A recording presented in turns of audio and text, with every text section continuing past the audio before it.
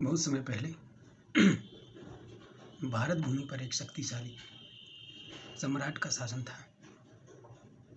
उसका नाम था महान सम्राट अशोक। अशोक के पास सब कुछ था, विशाल सेना, अथाह धन, अपार शक्ति। बस एक चीज की कमी थी, शांति की। अशोक अपने साम्राज्य को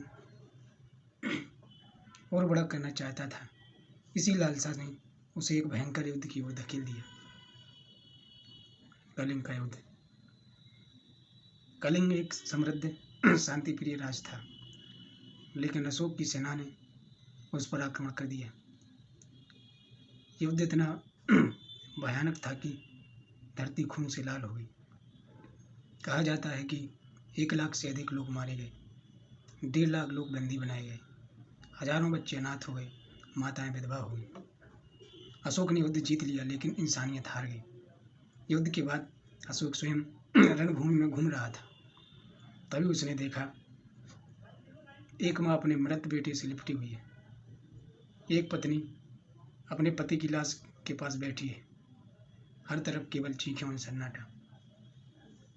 तभी एक वृद्ध स्त्री ने अशोक से कहा, राजा, आपने सब कुछ छीन लिया मेरा, अब आपके पास जीतने को क्या है?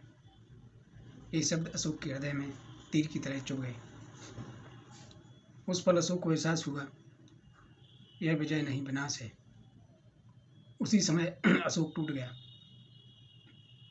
उसकी आंखों में आंसू बहने लगे। उसने कहा, यदि यह विजय है तो मैं फिर कभी ऐसा विजय नहीं चाहता। यहीं से जन्म हुआ पश्चाताप के अशोक का। आगे चलकर अशोक ने बुद्ध का मार्ग चुना और बुद्ध के उपदेश सुने। अहिंसा, करुणा, दया, मानवता। उसने तलवार छोड़ दी और धर्म का मार्ग अपनाया। अब अशोक युद्ध से नहीं, धर्म से शासन करने लगा और मानव भलाई के लिए उसने अस्पताल बनवाए, सड़कों के किनारे पेड़ लगवाए, पशुओं की हत्या रुकवाई, धम्म स्तंभ खड़े किए, बौद्ध धर्म को एशिया तक पहुंचाया। अशोक अब देवानाम प्रिय कहलाने लगा। अंत में सच्ची शक्ति दूसरों को जीतने में नहीं, खुद को जीतने में है।